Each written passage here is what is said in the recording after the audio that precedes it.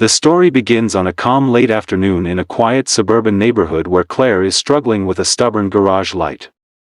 The bulb flickers in an unpredictable rhythm, flashing weakly before shutting off completely. Claire sighs in frustration after trying everything she can think of. She wipes her hands on her jeans and considers giving up, but the fading daylight pushes her to try one more time. She climbs onto a shaky stool, reaches toward the fixture, and the light pops loudly, startling her enough that she stumbles backward and nearly falls. At that exact moment, a pickup truck rolls up the driveway. Marcus, a maintenance technician with a warm, approachable presence, steps out holding a toolbox. He greets Claire politely and tells her she must be Claire, as he was dispatched for an electrical repair request.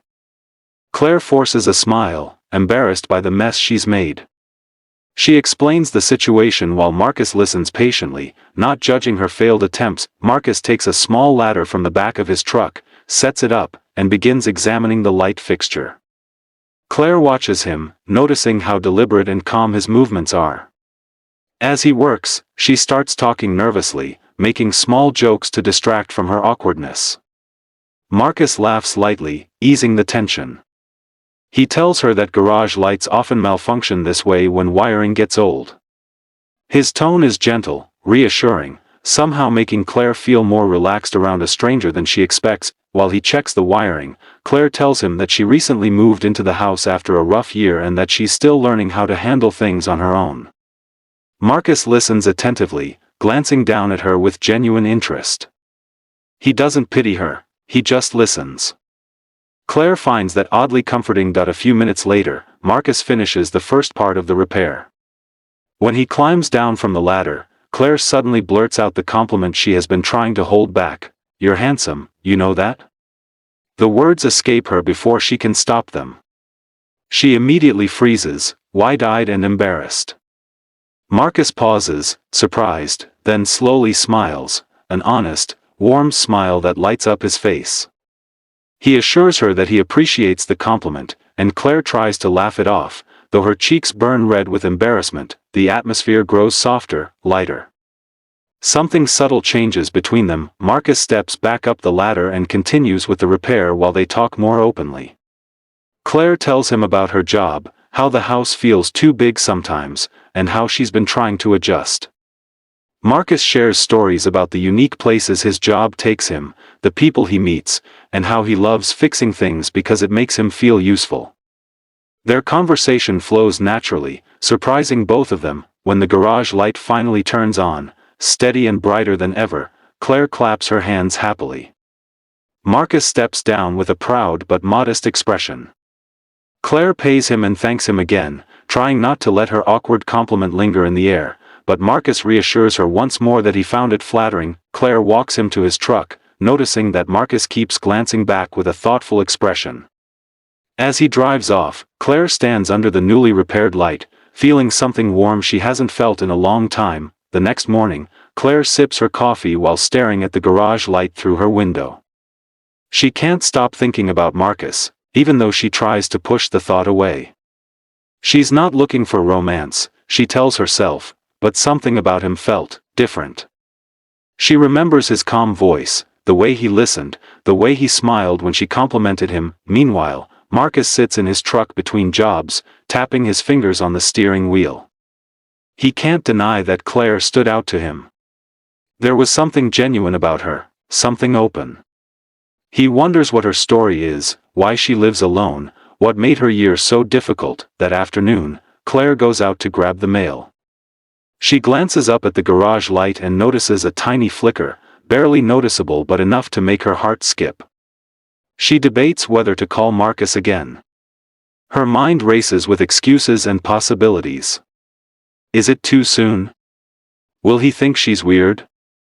After pacing in circles for almost 15 minutes, she finally gives in and calls. Marcus answers instantly, recognizing her voice. He doesn't sound annoyed at all. In fact, he sounds almost pleased. He tells her he can stop by after his last appointment.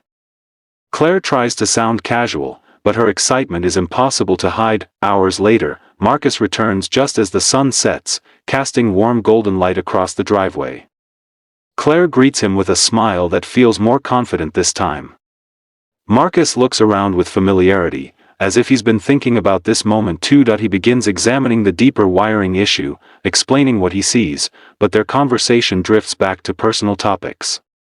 Claire opens up more about her life, how moving to this house was supposed to be a fresh start, how she hasn't had many visitors since moving in. Marcus listens, occasionally pausing his work to look at her, not wanting to miss anything she says. When Marcus discovers the old interior wiring is the real cause of the flicker, he starts repairing it. It takes time, giving them space to talk more. Claire tells him about her favorite books, her love for quiet mornings, her fear of home repairs. Marcus talks about his childhood, how he grew up learning to fix things in his grandfather's workshop, how he loves solving problems because it makes people's lives easier. They laugh together about simple things, broken appliances, cooking disasters, awkward neighbors. They tell stories from their lives, and each new detail feels like another thread connecting them. The garage feels warm, as if the house itself approves of their growing bond. After almost an hour, Marcus finishes the repair. The light glows perfectly, bright and steady. Claire stands underneath it, smiling up at the warmth. Marcus watches her, feeling a quiet sense of pride, not just for fixing the light but for making her feel comfortable. As Marcus packs up his tools, he slows down instead of rushing. He hesitates before leaving, glancing at Claire with a look that says he doesn't want the conversation to end. Claire notices but pretends not to. Finally, Marcus gathers his courage and gently asks if she'd like to get coffee sometime. Claire freezes for a moment, surprised, not because she doesn't want to, but because she didn't expect him to ask so soon.